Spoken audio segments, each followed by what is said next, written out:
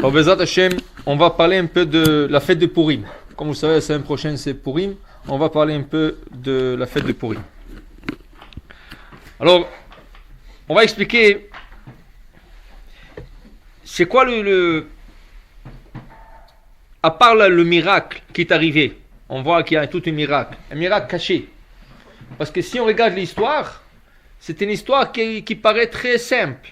La Megillah, c'est quoi une histoire? Voilà, il y a un roi qui s'appelle Achashverosh. Du jour au lendemain, il a un conseiller qui s'appelle Haman. Les deux font un plan. Haman veut se débarrasser des Juifs. Il joue très grand. Il va pas se débarrasser de 100 millions, de 100 000. Il va se débarrasser de tous les Juifs. Depuis le plus grand jusqu'au plus petit. 127 pays. Et la plus grande chance qu'il a pris, une seule journée. C'est pas comme un plan de camp de concentration, tu vas le replacer là-bas. Non. Une seule journée, il va terminer avec tous les Juifs. C'est un plan de 13 mois. Il a 13 mois pour exécuter ça. Mais le 13e mois, le dernier jour, il veut se... Et à la fin de l'histoire, on voit que Achashverosh, la Gemara dit, c'est un roi qui change d'idée. Un jour est comme ça, l'autre jour est comme ça. Il pense blanc, il pense noir. Il change d'idée. Il va pendre Haman. Il va donner le pouvoir à Mordechai, et voilà, l'histoire est terminée, les Juifs sont sauvés, quel miracle, très bien. Mais si tu regardes ça, tu dis où le miracle? Est-ce qu'il y a une mer qui s'est ouverte? Est-ce qu'il y a de la manne qui est tombée du ciel? Est-ce qu'il y a quelqu'un qui est venu, un malach qui est venu aider les Juifs? On ne voit pas tout ça. Tout ça, c'est apparemment. Et en plus de ça, il n'y a pas le nom d'Hachem qui figure dans tout ça. Le nom d'Hachem ne figure pas dans toute la Megillah. Donc, on va comprendre. On va pas rentrer dans ces détails de l'histoire. On va parler plutôt quelque chose d'autre. D'abord, faisons une petite connexion entre la paracha de la semaine et la Megillah. Dans la paracha de la semaine, on voit que dans la Megillah, le nom d'Hachem ne figure pas. Dans la paracha de la semaine, c'est ça, le nom de Moshe Rabbeinu ne figure pas. Mais il est écrit dans la paracha, Ve'ata tetzaveh. Et toi, Moshe Rabbeinu, tu ordonneras, et béné Israël, les enfants d'Israël, vikru elecha, et ils prendront pour toi, shemen zaytzach, de l'huile d'olive pure. Question, est-ce que Moshe va manger cette huile? Est-ce qu'il va l'utiliser pour cuisiner? Non. Pour qui il va utiliser cette huile? Pour le Beth Amikdash, pour le Kohen. Alors pourquoi donner à Moshe? C'est comme si je te dis, tu sais, je vais donner un cadeau à Shimon. Alors je dis à Rouven, tiens ce cadeau, donne-le à Shimon. Pourquoi faire? Tu veux donner un cadeau, donne-le à Shimon directement. Alors pourquoi Hachem dit aux enfants d'Israël, à Moshe, parle aux enfants d'Israël, qui te donne à toi de l'huile d'olive pure? Mais qu'est-ce qu'il va faire avec l'huile? Il n'a rien à faire avec l'huile, il va le donner à son frère. C'est son frère qui va utiliser l'huile. C'est son frère qui est le grand prêtre, le Kohen Gadol, qui va allumer la candelabre dans le temple. Alors pourquoi faire passer deux mains? Directement, passe le Dieu aux enfants d'Israël, donnez à Aaron. Pourquoi à toi? Pourquoi à toi? Et là, on va comprendre une chose. Moshe, c'est Moshe notre maître. Moshe Rabbeinu. Moshe ne s'appelle pas Rabbi Moshe. Ou Moshe Rabbeinu. C'est notre. De tout le peuple. C'est le maître de tout le peuple d'Israël. Et tout doit se faire à travers lui. Qui veut dire que tout ce que tu fais dans ta vie doit se faire selon la vie de la Torah. Toi, tu as un avis, toi, tu as une idéologie, toi, tu as une pensée, mais on ne tient pas compte de qu'est-ce que tu penses, on ne tient pas compte de comment tu raisonnes, on va tenir compte que la Torah, elle dit. Vikru elecha. Toi, tu vas prendre l'huile, tu vas le donner à Aaron. C'est très important que ça passe par toi. Tout doit passer par toi. Vous allez prendre la paracha de Vayakhel et vous allez voir que toute la paracha dit que quand ils ont construit le temple, Kasher Tziva Hashem et Moshe, comme Hashem a ordonné Moshe. Ils ont construit le mur comme a ordonné Hashem Moshe. Ils ont placé l'autel sur lequel ils vont faire le sacrifice, Kasher Tziva Hashem et Moshe, comme Hashem. Pourquoi? C'est très important. Tout doit passer par Moshe Rabbeinu. C'est lui qui sait exactement comment la Torah veut qu'on fasse les choses. Nous on pense qu'on sait qu'est-ce qu'on doit faire. Mais on se trompe des fois très grand.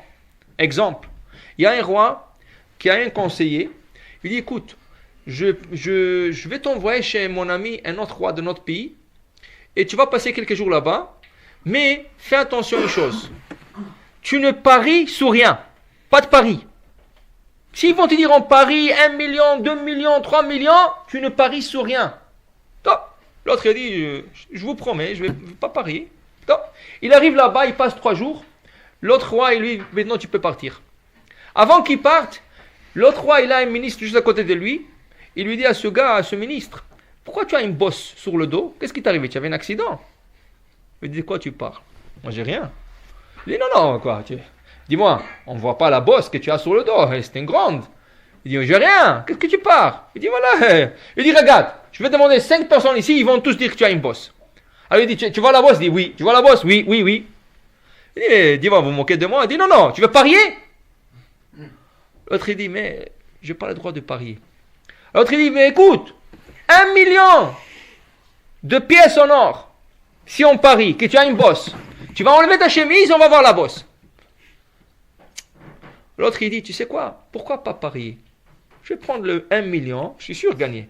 Je vais prendre le 1 million et je vais le donner à mon roi, comme cadeau. Pourquoi pas? Alors il a désobéi. Il a dit 1 million. Alors enlève ta chemise, il enlève sa chemise. Vous voyez une bosse? Il n'y a pas. Donnez-moi 1 million. Oui, tu as raison, 100%. 1 million. Il lui a donné un sac plein de 1 million de pièces en or. Lui, il est tellement content. Il retourne. Il a hâte de parler à sa majesté. L'autre, le roi, il arrive, c'est sa majesté. Il dit, regardez, qu'est-ce que je vous ai apporté comme cadeau? Un sac avec 1 million de pièces en or. Le roi commence à se déchirer les cheveux. Il commence à pleurer. Il dit, qu'est-ce que tu as fait? Est-ce que je t'ai pas dit de ne pas parier? Il dit, mais oui, mais c'est pour vous, c'est un cadeau. Il dit, je veux pas. Il dit, pourquoi? Il dit, parce que moi, j'ai fait un pari avec l'autre roi, que si tu enlèves ta chemise devant lui, ça c'est 3 millions. Tu vas m'en donner 1 million. Maintenant, je suis endetté de 2 millions maintenant. Qu'est-ce que tu as fait? Alors, tu penses que tu fais bien. Tu penses que tu sais tout. Tu penses que, voilà, c'est sûr que j'ai raison à 100%. Mais qui c'est qui te dit que tu as raison? Tu vas trouver après que tu n'as pas raison. La seule fois que tu auras raison, que si tu fais les choses selon la Torah. Là, tu es sûr d'avoir raison. Mais sinon, ne pense pas. Il se peut que tu l'as, il se peut que tu n'es pas, tu ne sais pas. Mais la plupart du temps, tu vas voir que tu n'as pas raison. Tu n'as pas raison.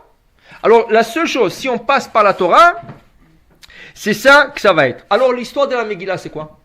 L'histoire de la Megillah, c'est quoi? Voilà un vieillard, entre guillemets, très sage, qui s'appelle Mordechai. Il a 80 ans. Et le roi invite tous les juifs à passer 7 jours chez lui au palais pour un festin. Mordechai leur dit, écoutez, vous savez qu'est-ce que c'est 7 jours? 7 jours, il y a Shabbat. Dans le 7 jours, vous êtes dans un festin, il y a des femmes danseuses, elles vont être nues, moitié nues là-bas. Vous, comme rabbin, vous pouvez vous asseoir là-bas, on ne va pas regarder. Le manger, tout le manger, c'est pas cachère. Qu'est-ce que vous allez manger 7 jours? On peut s'arranger avec des fruits. Des fruits, des légumes frais. Mais dites-moi, le vin, il n'y avait pas de l'eau comme aujourd'hui. Tu buvais du vin. Le vin, il n'est pas cachère. Écoute, on va s'en passer du vin. Tout ce qu'il leur disait Mordechai, pas grave, on ne peut pas. Et c'est quoi le raisonnement? Pourquoi il insiste tellement? Écoute, il a invité tout le monde. Si les juifs ne vont pas aller, qu'est-ce qu'ils vont dire? Ah, encore ces juifs-là, ceux-là qui ne sont pas sociaux, ceux-là qui ne sont pas amicaux, ceux-là qui ne participent à rien. Il faut qu'on participe, il faut qu'on montre acte de présence. Il leur dit non, vous dites, on ne peut pas, c'est pas caché, on ne peut pas. Ta religion te l'interdit, n'aie pas honte. Non, ils ont fait un vote, ils étaient majorité contre lui. Lui, c'était le seul qui a dit non, tout le monde a dit oui, ils sont partis. Qu'est-ce qui est arrivé à la fin? Mordechai avait raison.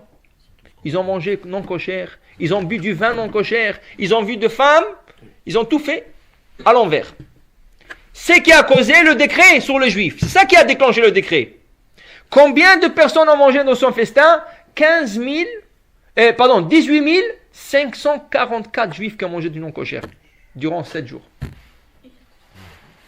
Alors on ne parle pas de 1, de 2, on parle de 15 000, 18 544 juifs qui étaient dans ce festin en train de manger. À quoi je me s'est énervé? Puisque c'est ça, il a signé un décret, anéantir tous les juifs. Alors, c'est pas Hachem qui va le faire, il a des messagers. Le messager va s'appeler Haman. Et Haman, il a eu les juifs, il va tout planifier pour le... Vous savez qu'est-ce qui les a sauvés à la fin? Qu'est-ce qui leur a sauvé? Le festin a commencé le 3e jour de Tishrei. Ça veut dire qu'il y a Rosh Hashanah 2 jours. Le 3e jour de Tishrei, le festin a commencé. Il va aller pour 7 jours. Ça veut dire qu'il va terminer quelle date? Kippour.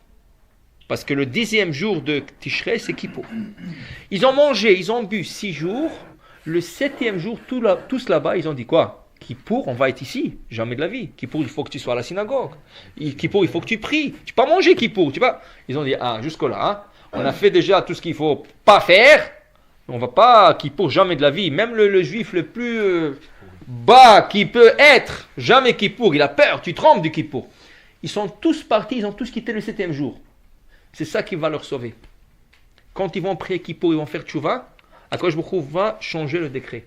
Au lieu que Haman il va tuer les Juifs, c'est Achashverosh qui va prendre Haman. Bien, bonne chance pour eux, parce que s'ils auraient fait encore un jour, ça serait fini. Alors ça qui leur a sauvé. Mais en fin de compte, qui c'est qui avait raison? Mordechai. Mordechai. C'est lui qui leur a dit, selon la Torah, ne fais pas tes raisonnements. Tu dis, oui, mais je peux m'arranger. Je peux pas manger, je peux pas regarder. Si la Torah te dit non, c'est non. Et n'importe qu'est-ce qu'ils vont penser les autres. Non, c'est non. Tu suis.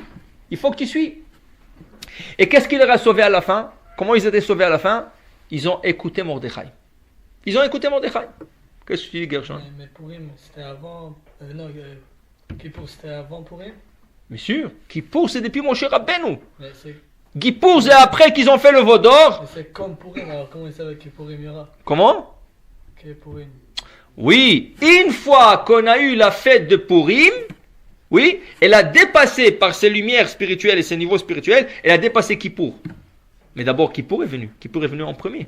Ouais, mais Kippour, c'est venu du nom Purim. Oui, mais la Torah, quand elle donne quelque chose, elle savait déjà qu'il y aura Purim. Pourquoi on l'appelait Yom Kippourim? Hachem savait qu'il va donner un jour comme que Kippour va être comme Purim, c'est ça? Il va donner ce jour, mais Hachem savait déjà. Alors même si c'est venu avant, Hachem il sait exactement. C'est lui, c'est Hachem qui nous a donné seulement. Maintenant, alors regardez, c'est très important d'avoir ce qu'on appelle la Emouna dans les paroles de Chachamim et faire ce qu'ils nous disent. Alors voilà à la fin, qu'est-ce qui va se passer à la fin? À la fin, ils ont dit tout ce que Mordechai et Esther vont nous dire, on va faire. Alors qu'est-ce que Mordechai et Esther font? Ils vont leur dire de jeûner 3 jours, 72 heures. Quand? Le 3 premiers jours de Pessah. Le 3 premiers jours de Pessah, l'année d'après, ils vont jeûner. Alors mais dis-moi, Mordechai, est-ce que tu ne sais pas que la Torah dit qu'il faut manger de la matzah? Le premier soir de Pessah, quand le Seder, on va jeûner durant le Seder. On ne va pas faire le Seder. Qu'est-ce qu'ils leur disent, Esther et Mordechai? Oui. Vous voulez manger? Vous voulez manger la matzah, faire la mitzvah? Baruch haba, faites-la. Mais sachez que ça va être la dernière année de cette mitzvah. Parce qu'après, vous allez être tous morts. 2 fois, il faut annuler la Torah pour l'accomplir. Ici, c'était une obligation de jeûner, même Pessah. Alors ce Pessah-là, à Shushan, ils n'ont pas fait Pessah. Ils n'ont pas mangé la galette. Ils ont jeûné le jour de Pessah. Il est interdit de jeûner Shabbat. Si tu jeûnes Shabbat ou fête, le lendemain tu dois jeûner. Si tu as jeûné Shabbat, dimanche tu dois jeûner. Tu peux manger Motzei Shabbat, mais dimanche tu vas jeûner parce que tu n'avais pas le droit de jeûner Shabbat. Mais là ils ont jeûné 3 jours, le 3 premiers jours de Pessah. Pourquoi? Parce que tout ce qu'ils ont mangé du non kosher, il fallait faire la hag'ala. C'est quoi la hag'ala? La purification. Un ustensile, quand il avale du non kosher, tu lui fais la purification. De la même manière qu'il a avalé, tu vas le purifier. La même chose. Ils ont mangé. Maintenant, la purification, c'est de ne pas manger. 3 jours, ils ne vont pas manger. Et ça va être la purification. Et ils vont faire tchouva. Akadosh Baruch Hu va leur écouter. Ils vont suivre Mordechai. Et ils vont être sauvés à la fin. Ils vont être sauvés. Pour dire, pour nous, combien il est important d'écouter la Torah. Seulement quoi? Nous, on doit être comme des abeilles. Pourquoi comme des abeilles? Vous ne savez pas. Alors voilà, nous avons le 5e livre de la Torah qui commence par le mot Elle Adevarim. voici le parole. Asher diber Moshe, qui a parlé Moshe, el kol Israël, devant tout le peuple d'Israël. Le Midrash nous dit, Al tikra, il ne faut pas que tu lis Elle adevarim, voici les paroles de Moshe. Il faut que tu lis Elle adevorim, voici les abeilles. Quel rapport? Qu'est-ce que ça a à voir? Alors voilà. Une question pour vous. Est-ce qu'on peut boire le lait du chameau? Oui? Tu n'as jamais bu ça, c'est bon? Hein? Le lait du chameau, on peut le boire? Qu'il avait du lait. Bien sûr, le chameau il a du lait. Je pensais que c'était de l'eau qu'il avait dans ses bottes. Hein? On ne peut pas manger le chameau, mais est-ce que le lait du chameau on peut le boire? C'est très bon, non? Très fortifiant. Il y a de la vitamine D, la vitamine A, la vitamine Gehenam aussi. Est-ce qu'on peut le prendre ou pas? Tu es convaincu de ce que tu dis? Pourquoi? Tu peux pas manger le chameau, mais tu veux boire son lait. Oui. Il y a rien qui t'interdit de boire son lait. Dans quel livre d'histoire tu as vu ça? Ah, c'est des livres cachés. Voilà. Voilà, exactement. C'est le contraire. Alors je vais te dire quoi? On va expliquer. Il y a une règle. Tout ce qui sort d'un animal pur est pur. Et tout ce qui sort d'un animal impur est impur. Tout ce qui sort de la vache est cachère, si la vache est cachère. Mais tout ce qui sort d'un animal non cachère n'est pas cachère. Mais pourquoi on mange pas la vache? Comment? On mange pas la vache. Tu manges pas la vache? Qu'est-ce que tu manges Shabbat? Steak. Le steak, d'où est-ce qui vient? Du chameau? C'est pas du bœuf? Ben, C'est quoi le bœuf? C'est le taureau. C'est une vache mâle. Une vache mâle qui a des cornes, qui a un corne, ça fait très mal.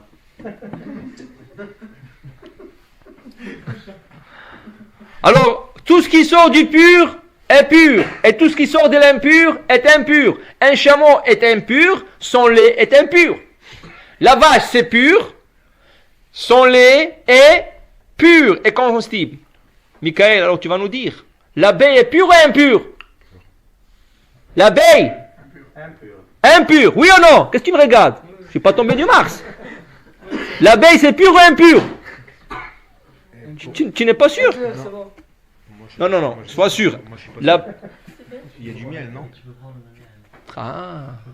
D'abord l'abeille, c'est cachère ou pas cachère? C'est pur, hein? Impur. Alors comment on mange le miel? Si on a une règle!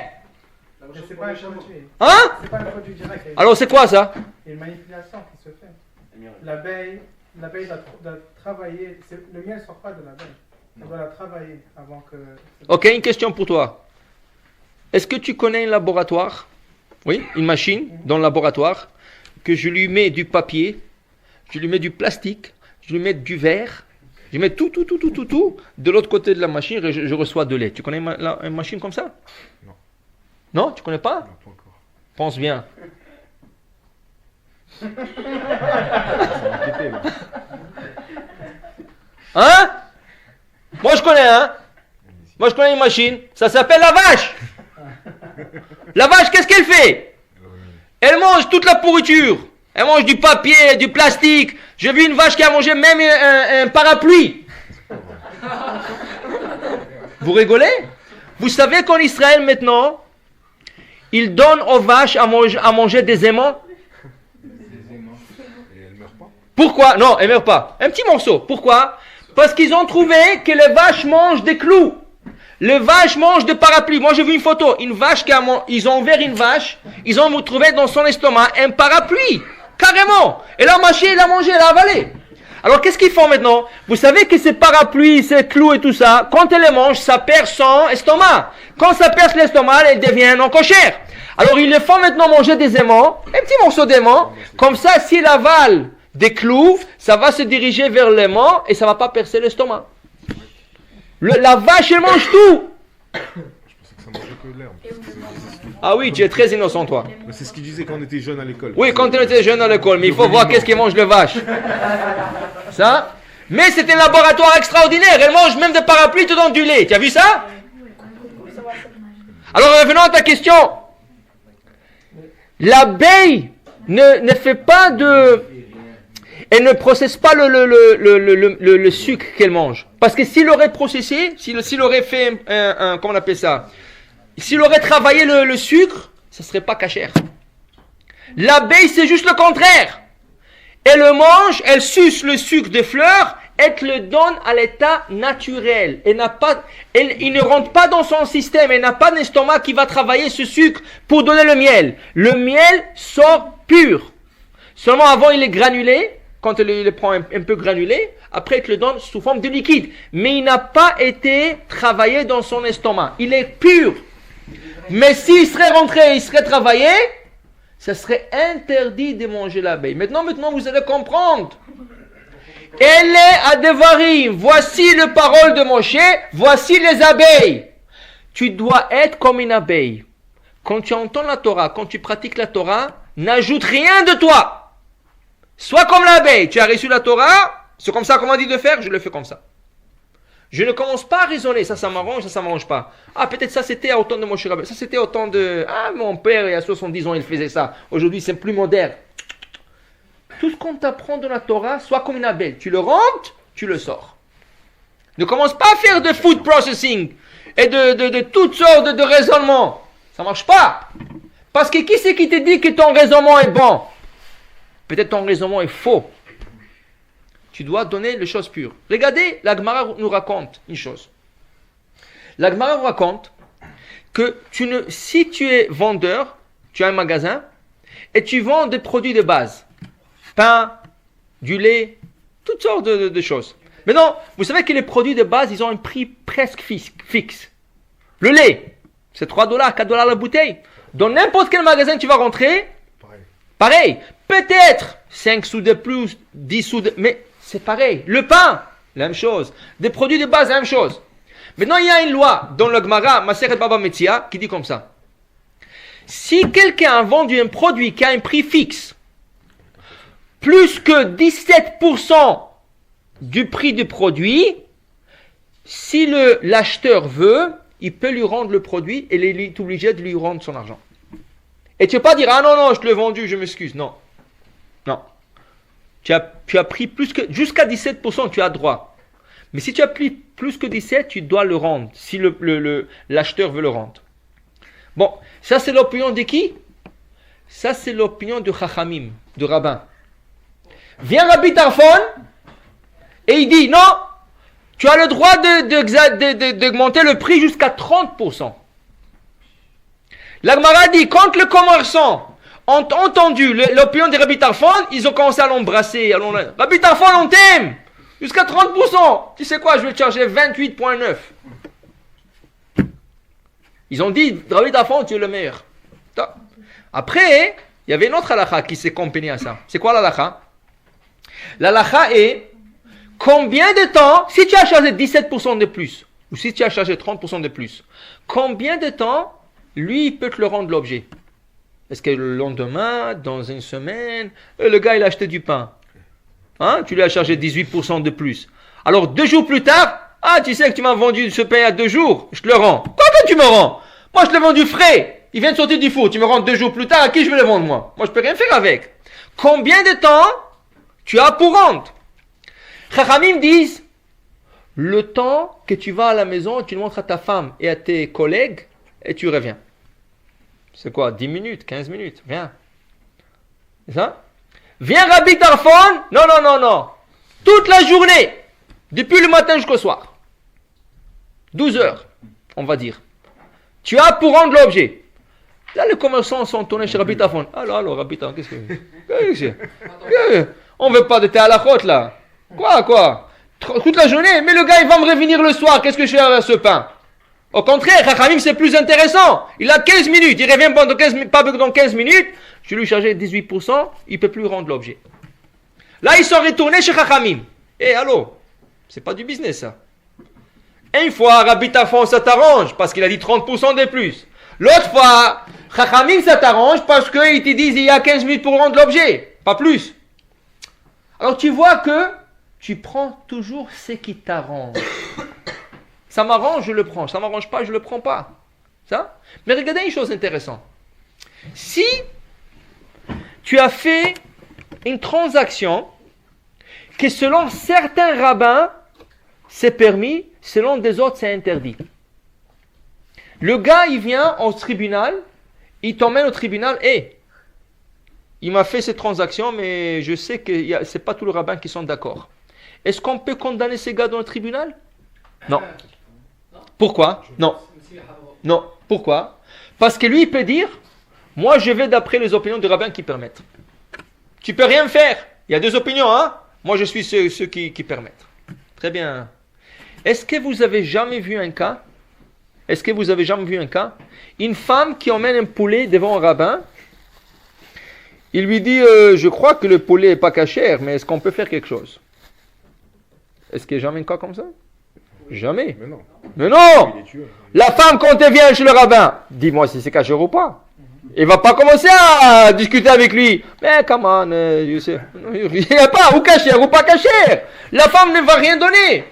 Pourquoi là-bas tu ne fais pas un peu de marchandage? Tu ne fais pas un peu de marchandage? Ah, comment, trouve un assouplissement, trouve un pot de secours, trouve quelque chose. Non! Ou oui ou non! Tu sais pourquoi? Parce que le propriétaire du poulet, c'est pas toi.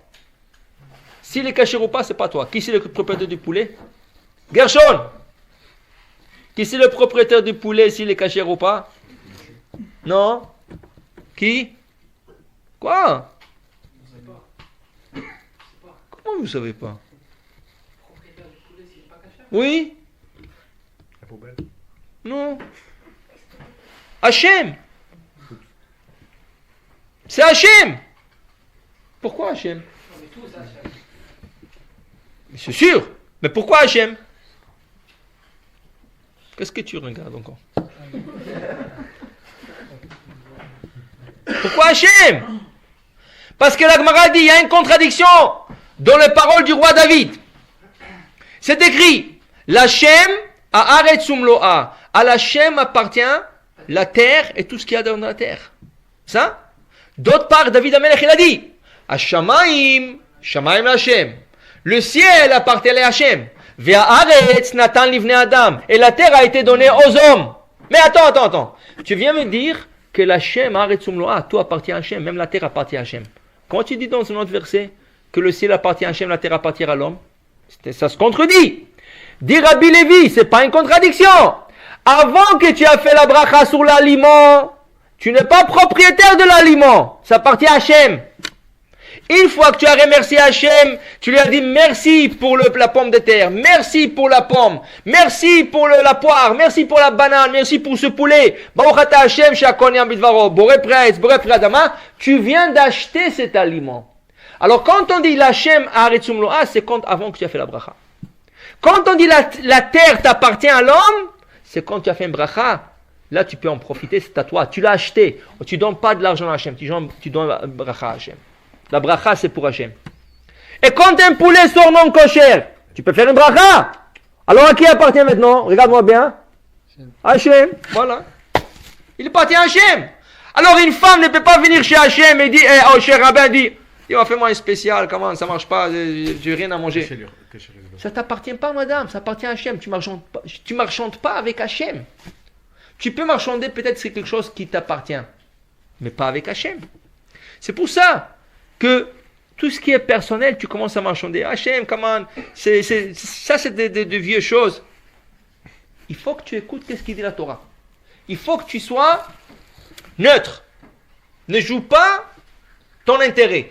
Qu'est-ce que la Torah demande? Et ça c'est seulement si on écoute la Torah. Maintenant regardez.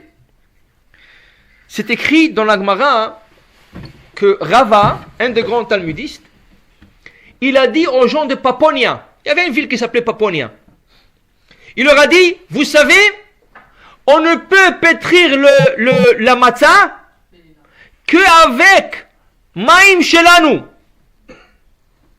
Si on traduit cette Gemara littéralement Maïm, de l'eau, Shelanu, à nous. Vous savez qu'est-ce qui est arrivé le lendemain? Toute la ville, ils ont emmené des seaux, ils ont fait la queue devant la porte de Rava, la maison de Rava. Il leur a dit, qu'est-ce que vous faites là? Qu'est-ce qu'il y a? Il dit, tu as dit, on peut faire la matzah, on peut trier la matzah avec ton eau, alors on est venu. Il dit, non, hey. Moi c'est Maïm Shelanu. Qu'est-ce que c'est Maïm Shelanu? De l'eau qui se sont reposées. La lune. Qu'est-ce que c'est la lune? Reposer, dormir. on ne peut pétrir la matzah qu'avec de l'eau qui ont été puisées la veille et ils sont restés dans le seau toute la nuit. Vous savez pourquoi? Parce que durant la nuit, l'eau se refroidit. Et quand tu pétris la matzah, tu ne peux pas avoir de l'eau chaude, même pas tiède, parce que ça fait gonfler la matzah. Il faut que l'eau soit glacée pour que ça ne donne pas la chance à la pâte de lever. Alors Rava, qu'est-ce qu'il leur a dit? On pétrit la matzah avec ma'im shelanu, avec de l'eau qui ont reposé la nuit, comme ça ils sont glacés. Eux ils croyaient ma'im shelanu, mono à moi. Regardez l'innocence de ces gens. Ils ont dit quoi? Ton eau est plus cachère que la mienne? Pourquoi? Tu as un robinet avec Hercher? Est-ce que ton eau, quand il rentre dans ton robinet, il a un rabbin qui fait une bénédiction? Qu'est-ce que ça veut dire cette histoire? S'il aurait dit ça aujourd'hui, il aurait jeté de la ville. Mais regardez l'innocence de ces gens. Ils étaient tellement innocents, ils ne se sont pas posé des questions. Il a dit son nom est cachère. Moi je viens pour chercher son nom. C'est tout. Je ne pose pas de questions. C'est de l'innocence. C'est comme ça qu'il faut ça que ce soit. Tu ne poses pas de questions. Il a dit son nom à lui, c'est tout. Je ne pose pas de questions. Est-ce qu'il a intérêt? Ah, peut-être il vient me vendre son nom. Les gens n'ont pas regardé de telle manière. Ils ont pris la parole du Rav.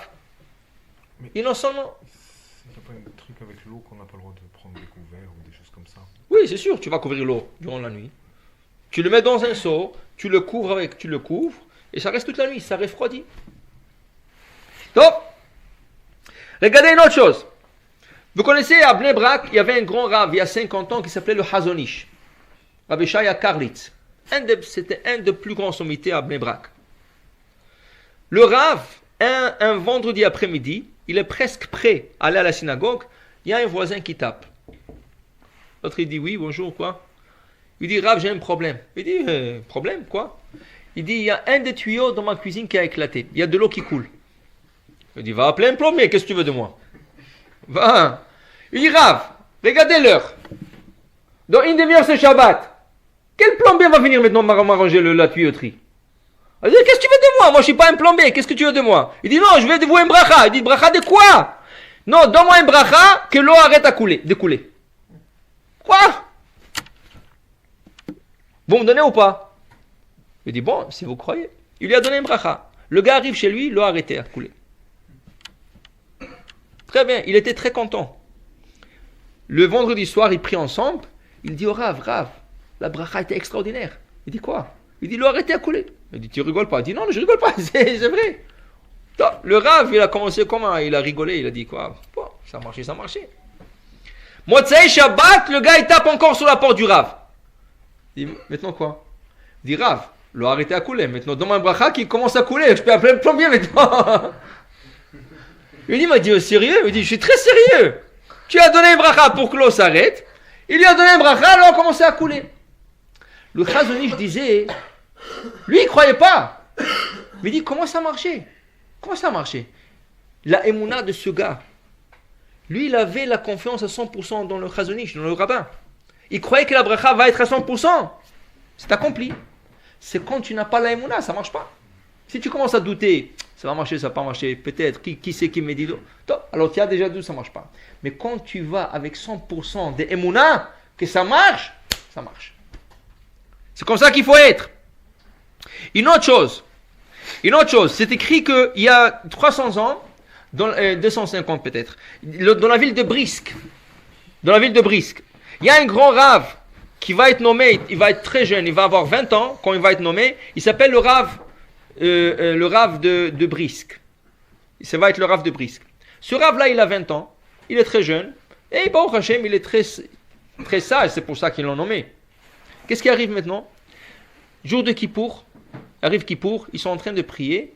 En pleine prière, le Rav est sur la Teva et tout. Il y a 2 soldats russes qui rentrent dans la salle. Qui est le rabbin? Le rabbin, qu'est-ce que je vais avoir avec des soldats?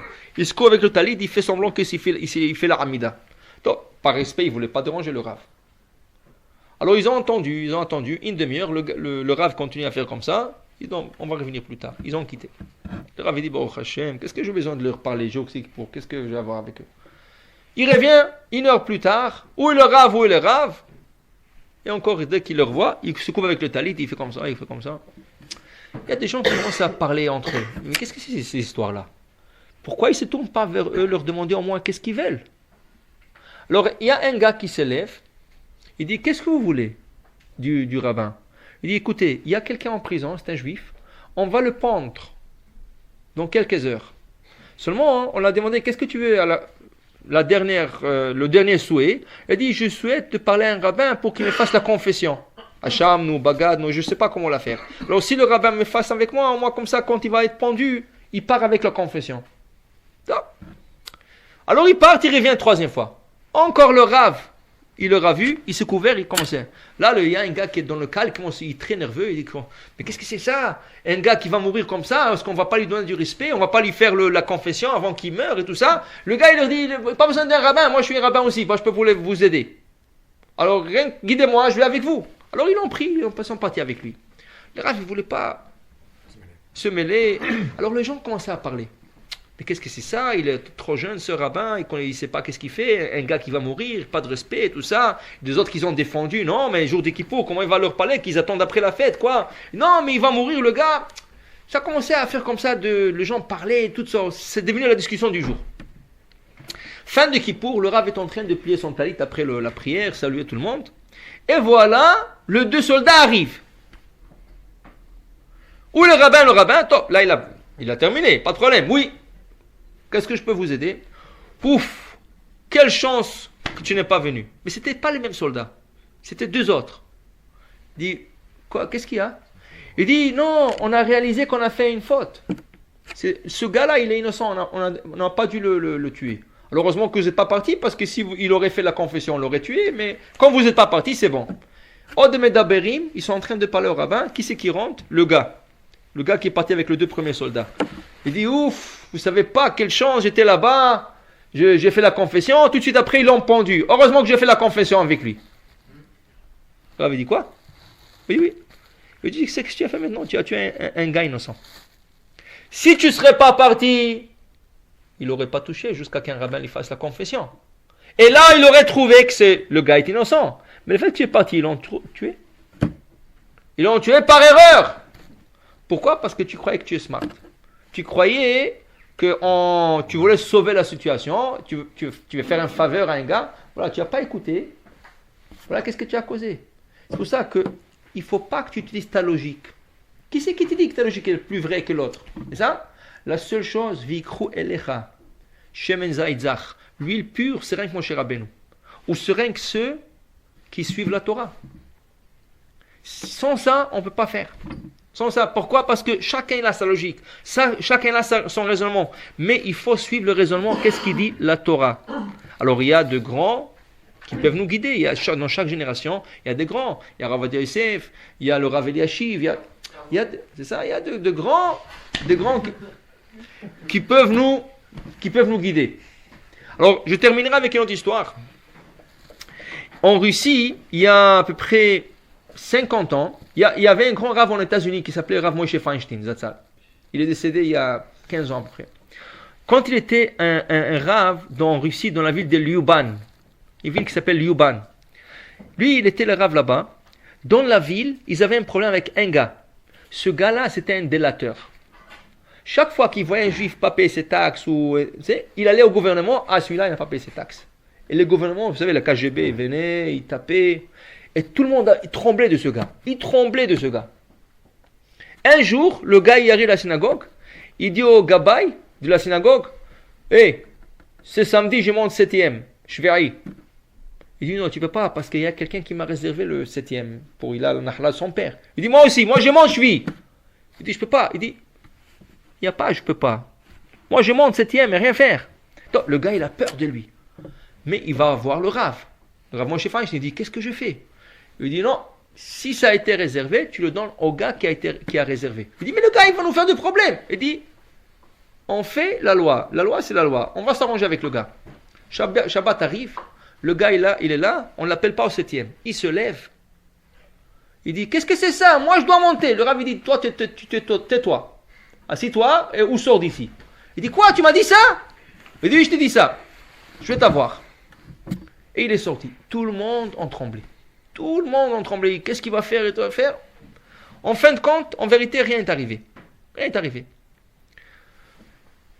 Quelques années plus tard, le gars il décède. Il laisse un testament. C'est quoi le testament? Il demande à être enterré comme un âne. C'est quoi un âne? L'âne, quand on l'enterre debout. Tu creuses et tu l'enterres debout. Le gars va être enterré debout. Or que la loi juive, comment elle prescrit d'enterrer quelqu'un? Couché. Top. Alors, ils viennent voir le Rav. Le Chava Kadisha vient voir le Rav. Regarde qu'est-ce qu'il a laissé comme testament. Il dit, mais pourquoi il a écrit ça? Bon, parce que dans le testament, il a écrit comme quoi il s'excuse pour tout ce qu'il a fait du mal à la communauté. Alors il veut avoir la honte d'être enterré comme un âne. Et que cette honte expie ses fautes. Le Rav a pensé un peu, il a dit non, écoutez, nous on ne peut pas juger de nous-mêmes comment faire expier un gars de ses péchés. La Torah nous a interdit, pour tout le monde c'est interdit. Lui il va s'arranger avec Akadosh Baruch Hu là-bas. Nous on doit faire la loi. La loi c'est quoi? La loi juive c'est enterrer le gars quand il est couché, sur le dos. On ne peut pas changer, vous allez l'enterrer comme ça. La Chevra Kadisha a commencé à discuter avec le rabbin, mais non, mais tu es obligé de respecter le testament d'un mort. Le rabbin dit rien à faire. C'est moi le rabbin ou vous? Moi je dis, vous faites la loi. La loi c'est pour tout le monde couché, lui aussi couché. Sans problème qu'ils s'arrangeront. Ils l'ont enterré comme ça. 3 jours plus tard, il y a le KGB qui arrive au cimetière. Il cherche le responsable. Qui est le responsable? Le gars. Il dit, ouvre-nous le tombeau. Il dit, non, non, on n'a pas le droit d'ouvrir un tombeau. Ouvre le tombeau. Alors il voulait ouvrir le tombeau de ce gars. Oui, non, il était obligé d'ouvrir. Ils ont ouvert. Ils ont vu le gars, ils ont fermé, ils sont partis. Alors il leur dit, mais c'est quoi l'idée d'ouvrir ce tombeau? Qu'est-ce qu'il y a? Il dit, non, parce que le gars il nous a envoyé une lettre. Il nous a dit que puisqu'il a travaillé avec nous, il nous a aidés, les Juifs vont le revenger quand il va mourir. Et ils vont l'enterrer comme un âne, debout. Alors on est venu voir si vous l'avez fait, parce que sinon on aurait puni toute la communauté. Mais maintenant qu'on voit que ce n'est pas vrai, alors on ne peut rien vous faire. Imaginez-vous, si le Rav aurait écouté la Chevra Kadisha, ils seraient tous en grand problème. C'est parce qu'il a suivi la loi de la Torah dit, il ne faut pas. Ne suis pas de raisonnement, peut-être, le gars il a dit, le gars il veut. Non, rien, la loi c'est la loi. C'est comme ça t'arrange pas, c'est pas pour... On fait la loi, c'est pour tout le monde. On ne peut pas changer. Donc pour dire que toute l'histoire des Purim, c'est quoi? Il y a un rabbin qui leur a dit, Mordechai, il leur a dit, vous ne pouvez pas aller dans le festin, vous allez manger non kosher, vous allez ça. Exemple, je peux vous dire, exemple très simple, dans la vie quotidienne. Tu es un homme d'affaires, tu fais affaire de compagnie, tout ça. Ok, viens avec moi, on va aller au restaurant.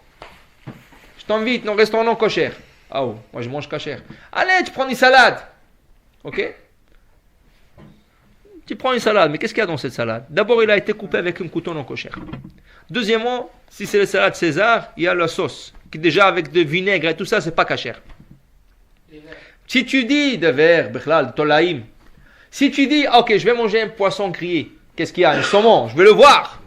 C'est ça? Oui, tu vas le voir. Le gars, il va te l'apporter le saumon, il va te le montrer, ou, je sais pas, un autre poisson, tu vas voir, il y a des écailles, il y a des nageoires, tout.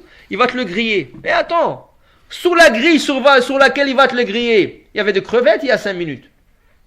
Il y avait toutes sortes de fruits de mer, des fruits de terre, des fruits de ciel, des fruits de tout ce que tu veux, c'est ça? Comment tu peux manger ça? Parce que tu croyais, mais si je ne vais pas manger avec le gars, je n'aurai pas le business. Mais qu'est-ce qu'il t'a dit? Est-ce que le business est entre ses mains à lui? Le business est entre les mains d'Hachem. Alors tu lui dis, tu veux, on va dans un restaurant kosher. Moi je ne peux pas rentrer avec toi dans un restaurant kosher. Ça? Ah, le business. Tu as la émouna, tu as la croyance, Hachem va te le donner. Tu n'as pas de croyance, tu cherches. À la fin, avec peut-être la première fois, tu vas réussir. Il y a un gars qui m'a dit, Bémet, il y a un gars qui m'a dit, il a tenu tête.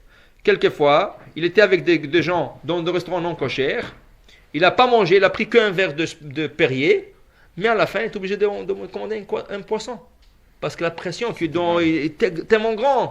Le gars dit non, je ne peux pas manger seul. Comment tu me fais ça? Je ne peux pas manger. Tu te sens mal, tu manges. Ne te rends pas dans cette situation. La même chose, Mordechai, qu'est-ce qu'il a dit? N'allez pas là-bas. Il y aura des femmes qui vont danser. Il y aura Shabbat. Il y aura du manger non kosher. Il y aura du vin non kosher. Il dit non, on va s'arranger. On peut se. À la fin, 18 000 personnes, 544, ils ont mangé du non kosher. Parce qu'ils n'ont pas écouté. La réparation était à la fin qu'ils ont écouté.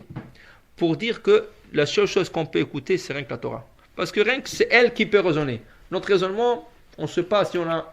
La plupart du temps, on ne sait pas si on a. Mais si on suit la Torah, on peut jamais se tromper. Voilà la fête de Purim. Ils ont écouté, alors ils ont gagné. C'est pour ça qu'on dit Naase, on fait, Venishma. Pas seulement Nishma, qu'est-ce que la Torah me dit? Nishma aussi, je vais écouter le rabbin qui va me guider, qu'est-ce que je dois faire. C'est ça que Nishma. Et dans chaque génération, quand Baruch Hu nous donne des tzadikim, des grands, pour qu'on puisse écouter et suivre les lois de la Torah. Tu as une question? Voilà, tu as une question.